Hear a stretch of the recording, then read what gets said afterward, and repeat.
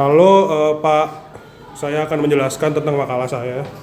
Jadi di sini temanya adalah analysis of linear dependence between financial ratios and stock price movement.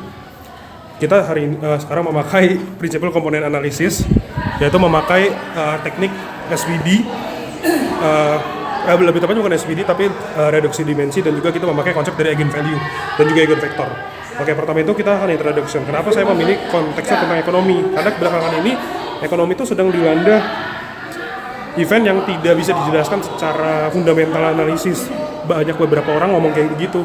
Kenapa? Karena banyak yang fundamental company-nya itu buruk, tapi kenapa harganya naik turun? Kenapa harganya turun? Kenapa harganya naik? Oh, ternyata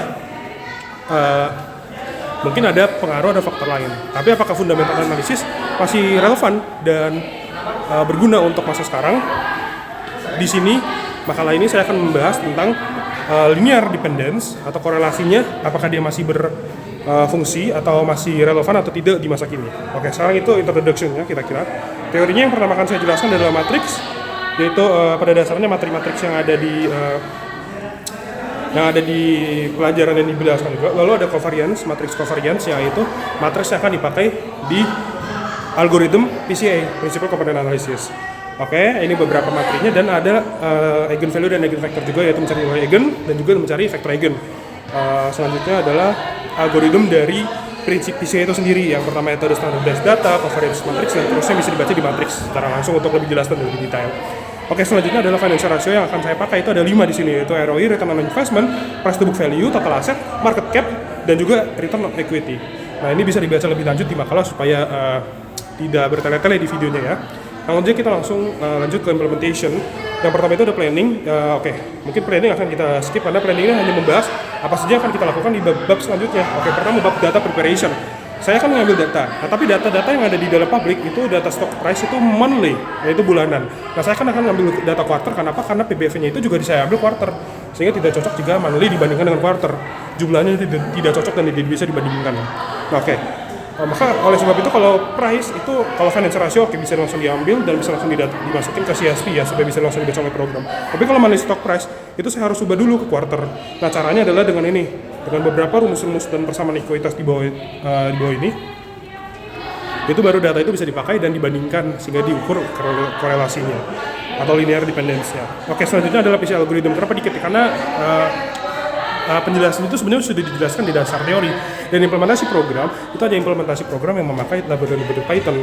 Nah, library Python PCA itu cuma sebagai besar itu gini doang, yaitu run_PCA yang akan menghasilkan apa? Menghasilkan principal component value yang nantinya bisa diukur dan bisa dihasilkan konklusi atau result yang berguna dan berinformatif. Apakah korelasinya ada antara financial ratio dan juga stock price movement. Oke, selanjutnya adalah result. Nah, akhirnya setelah kita sudah menjalankan main program yang bisa dilihat di GitHub ya harusnya ya, maka kita bisa tahu bahwa apa? Oh, bahwa ternyata tidak semuanya itu punya korelasi yang kuat, tetapi hampir semuanya itu punya korelasi dan linear atau linear dependence. Nah, di sini bisa kita lihat bahwa ROI dan ROE itu punya korelasi yang sangat kuat, sedangkan market cap dan juga total asset itu punya korelasi yang medium. Nah, sedangkan PBV itu kecil, tapi semuanya itu punya korelasi. Yang tidak ada korelasi artinya 0 atau mendekati 0, kecil banget sampai artinya bahwa itu tidak ada korelasi. Nah, tapi ternyata setelah kita membandingkan beberapa aspek variabel di dalamnya, kita bisa tahu bahwa oh, ada korelasinya. Artinya apa? Artinya bahwa yang dibahas di analisis from the result yang kita lihat di section 3, dia biasa itu punya beberapa korelasi walaupun semuanya tidak sama ya. Sehingga bisa kita lihat bahwa intinya adalah korelasinya itu ada, tapi emang berbeda-beda, ada yang strong, ada yang medium, ada juga yang low. Tapi pada intinya adalah semuanya punya sama. Dan korelasi negatif dan positif itu sebenarnya tidak berhubungan. Berhubungan, karena kalau negatif itu artinya dia akan berlawanan arah, opposite.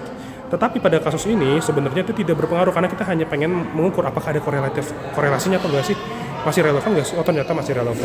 Nah, jadi di sini itu konklusinya itu apa? Konklusinya adalah bahwa semuanya itu masih bisa berhubungan, punya linear dependence dan korelasi terhadap stock price movement atau secara jangka panjang, karena saya ambilnya dalam quarter dan juga over 5 year period. Sehingga dari data yang kita lihat bahwa mereka masih punya pengaruh dan juga masih punya korelasi. Tetapi mungkin kalau harga yang fluktuatif dan volatile di beberapa rentang waktu period time itu mungkin disebabkan karena faktor-faktor lain yang mungkin tidak bisa dijelaskan jelasnya oleh linear algebra, karena emang pada dasarnya ekonomi itu sangat kompleks dan tidak bisa kita jelaskan dengan cara yang sangat sederhana. Nah, tetapi untuk pembahasan lebih lanjut jelas kita tidak itu tidak ada hubungannya dengan PCA, atau mungkin kita bisa ubah atau ekspansi lebih jelas lagi dengan beberapa research yang lebih dalam. Jelas itu tidak bisa diselesaikan hanya dengan makalah 10 halaman. Nah, tapi oke.